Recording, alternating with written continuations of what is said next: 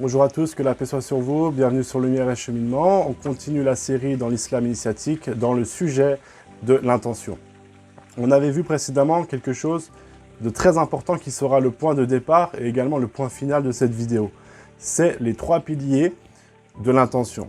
Les trois piliers de l'intention sont al-ilm, la science, le savoir, al-irada, la volonté et al-qudra, la capacité.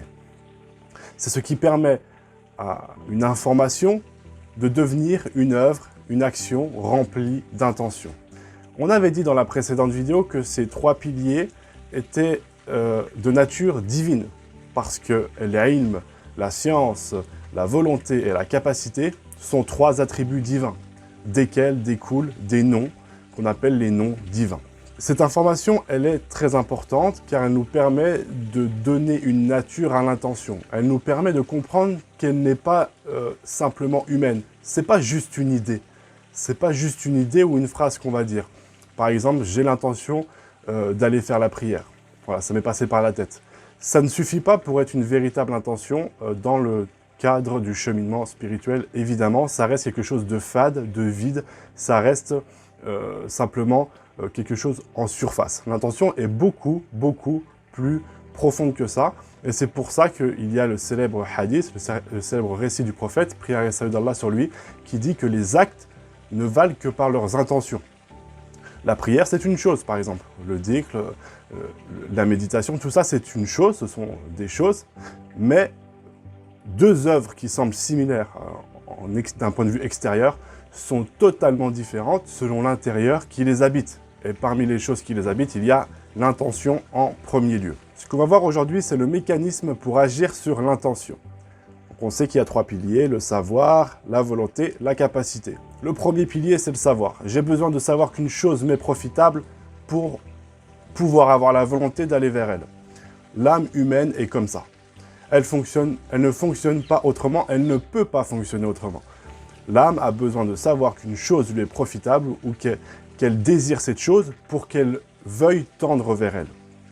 Par exemple, je sais que la vie dans l'au-delà est plus importante que la vie présente, donc je vais devenir quelqu'un de religieux ou quelqu'un qui vit pour la vie de l'au-delà. C'est un degré, c'est le degré de la plupart des pratiquants. Une autre personne, donc là dans le cadre du cheminement, c'est ce qui nous intéresse, elle sait que la face de Dieu, que la connaissance de soi, que la connaissance de Dieu, que la purification est la seule chose qui compte ici-bas comme dans l'au-delà. Alors cette personne, on va voir que dans sa vie, la chose la plus importante, c'est la purification de l'âme. C'est cette intention qui va la diriger. La science est une chose, on l'avait déjà évoqué dans la précédente vidéo. Beaucoup de monde sait que la face de Dieu est meilleure que la vie présente et la vie dans l'au-delà. Beaucoup de musulmans le savent, beaucoup de spirituels, beaucoup de cheminants le savent. Mais combien ont réalisé l'importance de cette information? Combien ont purifié ce savoir à la lumière de Tout-Puissant? Le savoir d'une manière superficielle, en avoir entendu parler, l'avoir lu, avoir aimé connaître cette information n'est pas suffisant pour en avoir la science. Il va falloir donc travailler sur la science pour travailler sur l'intention. Il va falloir être sûr, il va falloir être ferme dans sa connaissance du fait que la face de Dieu est vraiment meilleure, est vraiment plus persistante que tout ce qui peut avoir lieu ici-bas ou dans l'au-delà. Il faut donc que l'âme travaille sur le savoir. Du savoir va naître une étincelle, l'étincelle de la volonté. Alors parfois ça peut être un grand feu qui va tout embraser. Ça arrive souvent au début de la voie ou au début de la pratique religieuse. On a une grande aspiration et dès qu'on entend parler de quelque chose, on le veut fortement et on se met corps et âme dans cette chose-là. Mais il ne faudra pas avoir la naïveté de penser que cet embrasement sera toujours là. Ça, c'est la facilité que Dieu donne aux serviteurs au début. Par la suite, il y aura une étincelle. Cette étincelle qui va venir de Tout-Puissant et qu'il va falloir nourrir. Lorsque j'ai la science, donc là on reste dans un sujet global, le sujet de la récompense immédiate, le fait d'avoir un lien direct avec son Seigneur, d'avoir un retour direct dans son adoration et dans son cheminement.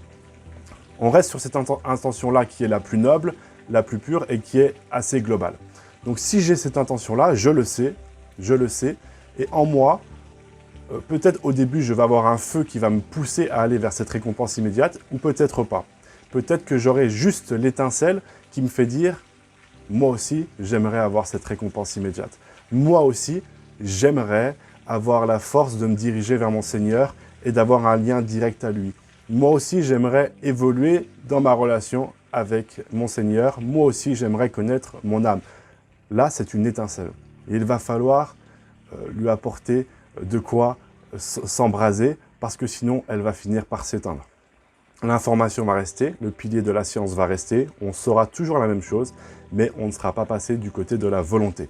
Il faut donc en premier lieu agir sur le mouvement de l'âme, vers quoi elle va balancer, vers quoi elle va vouloir tendre, en travaillant sur les informations dans la science qui vont lui faire passer à l'acte. Chacun doit avoir cette connaissance de son âme.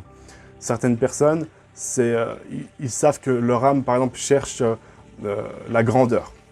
Donc, ils vont travailler sur le fait que la science mène vers la grandeur du serviteur.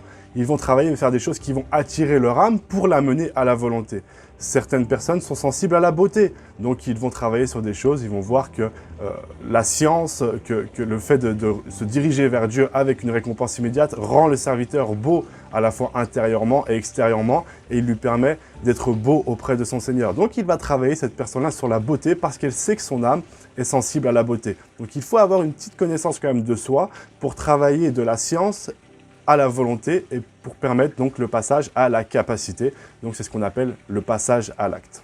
Pour certaines choses, on peut avoir la science, la volonté, mais pas la capacité.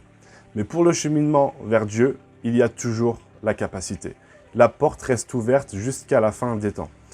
L'imam Al-Ghazali cite l'exemple de la nourriture.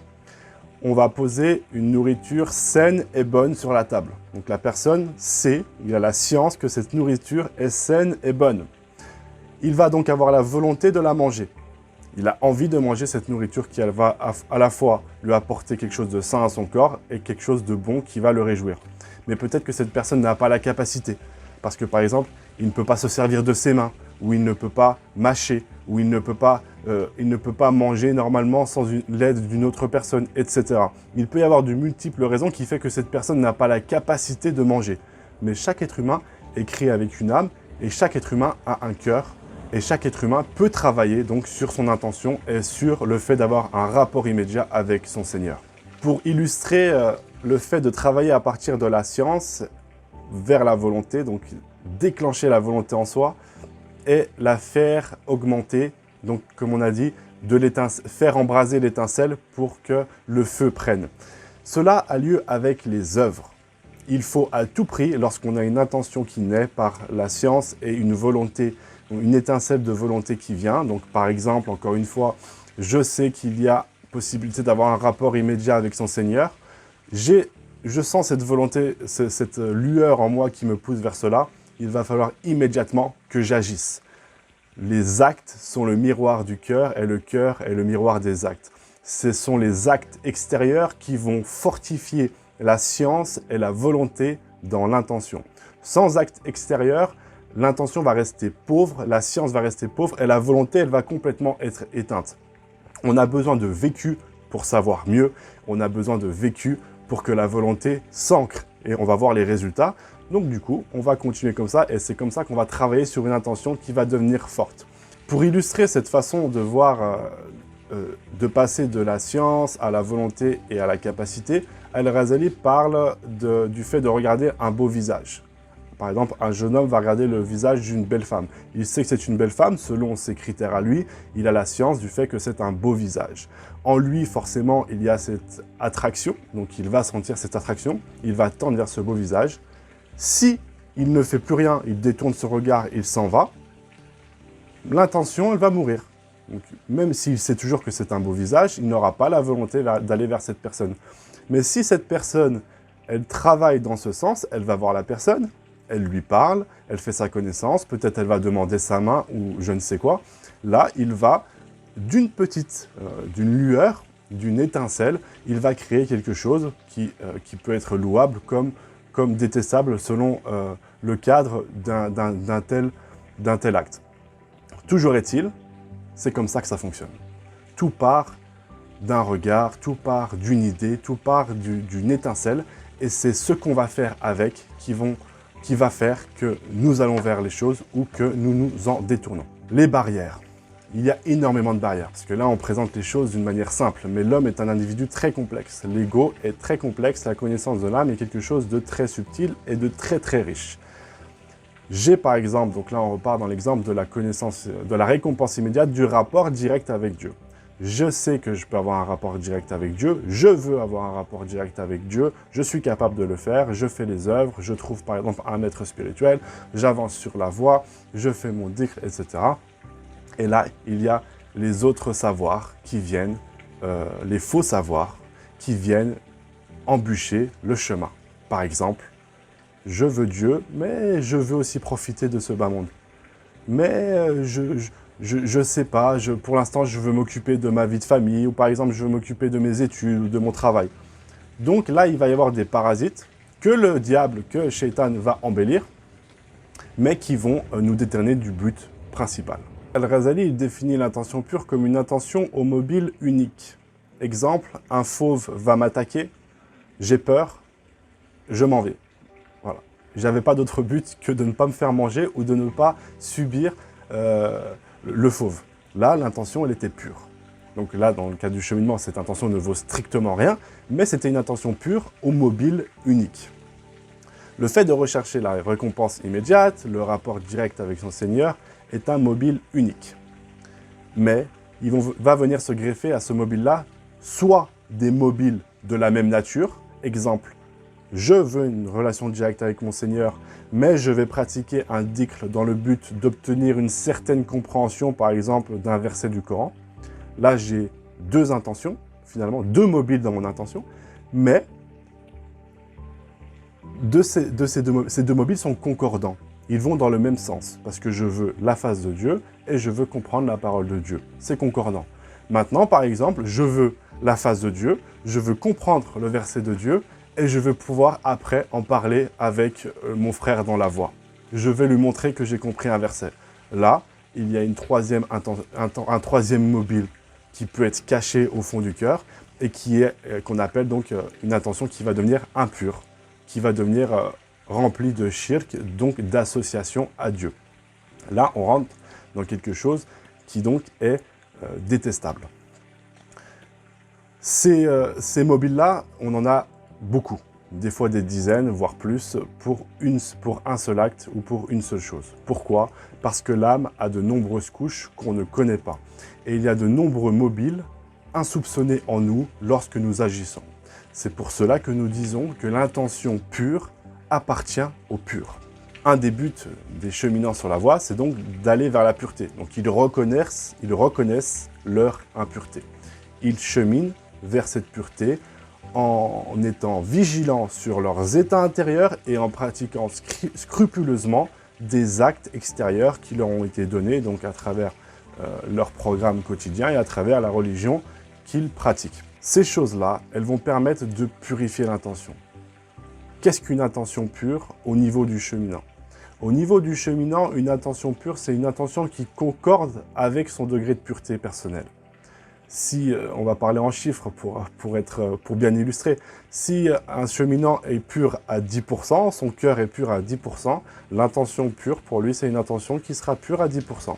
Parce que le 90%, c'est ce qu'il ignore de son âme, ou peut-être qu'il connaît certains de ses défauts, mais ça reste abstrait, et bien cela est caché dans son intention, qu'il le veuille ou non, parce que ça fait partie de lui. Tant qu'il n'est pas pur à totalement pur, alors il n'est pas dans une intention qui va être totalement pure. À moins qu'il s'oublie un instant, qu'il passe un moment, ce qu'on appelle donc une expérience de fana, on aura l'occasion d'y revenir, donc un moment où ce serviteur, bien qu'impur, il va passer un moment où il va être éteint dans la lumière de son Seigneur, et un moment donc dans lequel il va purifier son savoir avec le savoir de Dieu, donc el-ilm. Il va purifier son savoir de serviteur avec le savoir de Dieu, par sa lumière. Il va purifier sa volonté par la volonté de Dieu, par sa lumière et il va purifier sa capacité avec la capacité divine par sa lumière. C'est comme cela que le cheminant arrive à obtenir quelques intentions pures malgré qu'il ne soit pas encore lui-même purifié. En dehors de cela, en dehors de ces moments où il est éteint, où il s'éteint dans la lumière de son Seigneur, persiste avec lui l'ensemble de ces ténèbres et reste avec lui le peu de pureté qu'il a atteint. Donc il ne faut pas cesser d'agir sous prétexte que nous n'avons pas encore atteint la pureté. Au contraire, il faut persister dans les actes parce que c'est comme ça, avec les actes, qu'on va continuer de voir toujours plus clair en soi. Et Dieu va nous révéler en nous les impuretés de nos intentions et à quel point, en fait, notre sincérité est entachée de ce qu'on appelle donc l'hypocrisie spirituelle. Voilà pour le sujet d'aujourd'hui. C'est un sujet très vaste dans lequel on peut passer beaucoup de temps. Si vous avez des questions, on pourra les traiter également ou élargir le sujet. Pour l'instant, je pense déjà qu'on a fait le tour de pas mal de points.